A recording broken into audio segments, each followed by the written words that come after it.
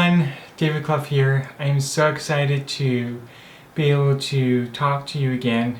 I have been reading a lot of your messages and comments, and they've been heartwarming, and also I stand in awe of the many stories that each of you have shared, and I'm grateful for your insight and where you are in your journey. And today I'm going to talk about something that was recently shared from one of my Instagram people that I follow, and his handle is Some Deaf Guy, and he talks about his journey, shares really great content that is relatable, and also puts a fun comedy twist to it, and to make it just very relatable to those that have hearing loss, or for me with that deaf and also having a cochlear implant, there's just a lot of things that were very relatable to that. And so if you haven't already, go check him out. He's on Instagram and TikTok. Some Deaf Guy is his handle name. And so I was talking with him the other day after he posted an experience about how cochlear implants or hearing technology is not a one-time fix or a stop or the magic pill. It is so much more than that, and that the journey afterwards is one that is most traveled and takes longer in that sense. And so today I want to talk about my journey post-activation, how that has changed me, and how it is so much more than just the activation experience. And it kind of goes back to, you see those videos on social media about the first time they heard, getting their sound processor turned on for the first time, and hearing anything for the first time is magical, amazing, awe-inspiring, miracle. For me, it was a miracle, but the journey afterwards were built on many tiny miracles and awe-inspiring moments that just build and created my own journey. So after activation, you have a lot of doctor's appointments still. You're going back in, you're getting things fine-tuned, checked on, reprogrammed.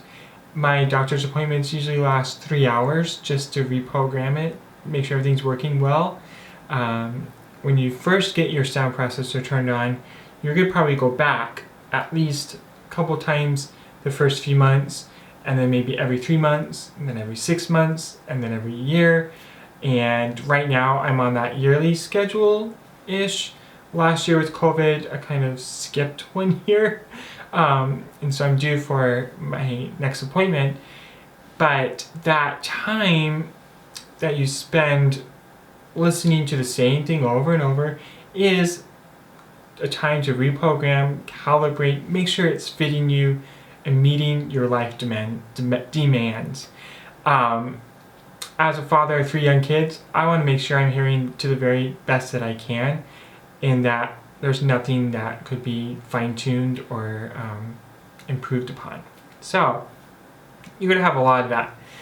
But also, if you're like me, I needed to catch up on speech and hearing and understanding the world around me. So outside of those doctor's appointments, I was working with speech therapists. I was working with my parents. I was working with family to really embrace and to learn how to hear again, and also how to speak and to communicate and to articulate language. And there is one very vivid memory that I will never forget, and that is when I was about probably 9 years old, I want to say, I was having the hardest time saying language. I would say language, and I heard it the right way, but I could never articulate it the way that I wanted and the way that I heard it. And so I remember my parents saw that frustration in me. And so we went on a long drive and created an environment where I can practice over and over and over again until I got comfortable saying language. And that pattern really inspired me to realize that as long as I practice and I keep doing my very best, I will eventually get to that light bulb moment of I can say language. And when I was about 5th grade in elementary school, I decided that I wanted to be homeschooled. And there are many reasons why I chose this, but one of the biggest things was I wanted to take control of my education. I wanted to continue to expand my environment in learning sound, learning to articulate language, and learning to expand my different interests and hobbies, and that really enhanced and honed in on my own experience. And so everyone will go through their own phases and experiences and their own journey, and that is totally fine and totally good. Everyone is going to learn differently. There's no two same peas in a pod.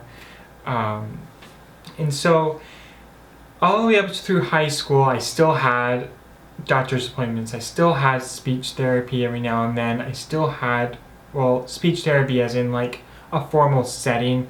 And usually it was just like at my doctor's appointment to just check in, see where I'm at. And then even in my adult years, I was still kind of learning the world around me. As I moved out of the home, there's still a lot of sounds that were still kind of unfamiliar, new surroundings. You're meeting new people, meeting new accents. Like there's just a lot to kind of intake and to learn. And I remember a few years ago, I was listening to some of my favorite music that I had growing up. And there's a new feature on Apple Music to where I can read the lyrics while the song is playing, and it's almost like live caption for music, which I thought was brilliant. And so I'm listening to the song and reading the words, and I had a light bulb moment. For so long, I thought it was saying one word, but I just didn't question it. I'm like, oh, that's cool. It kind of makes sense. But then when I read the lyrics, I'm like, oh, that's what it said. It makes so much more sense. And I was just like excited. And it's those little moments in my life when I have those little light bulb moments, or those opportunities where I learn a new sound, or I'm able to say a certain thing, I kind of do a little happy dance inside. And those are little precious moments and stepping stones in my journey of hearing, speaking, communicating, and I'm just grateful for that. And it was just a reminder that there's so much more to activation. Life afterwards is great, built on many numerous occasions of learning and growing. Is it easy? Not all the time. Frustrating? It's gonna be frustrating. For me, I would get so frustrated when I really wanted to hear something just the way I wanted, or I wanted to say something just the way I heard it, but I couldn't get it right. So I would spend a lot of time practicing, even sitting in front of a mirror, practice, practice, practice. And listening rehab, oh my gosh, my left ear is still kind of at that stage. It's like a teenager. It is still learning to hear, but it also kind of rebellious in some ways that I can't quite fully understand like a lot of words by itself. And so it kind of takes my right ear to kind of help it learn to grow. It's just kind of finding joy and finding a way to embrace the challenges that arise, and also to embrace the joyful times and the big milestones and little milestones, stepping stones. Those are all to be celebrated, but that's never usually seen publicly. It's just kind of something that we all go through in our own journey of life and learning to grow and hear and whatever else we may be doing. I hope that today that this video helps kind of put perspective on what life is like after a cochlear implant activation, and just that there's so much to look forward to and so much to learn and grow from.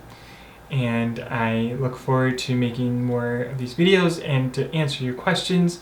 If you do have any questions, please leave them in the comment box below. I do answer them as many as I can.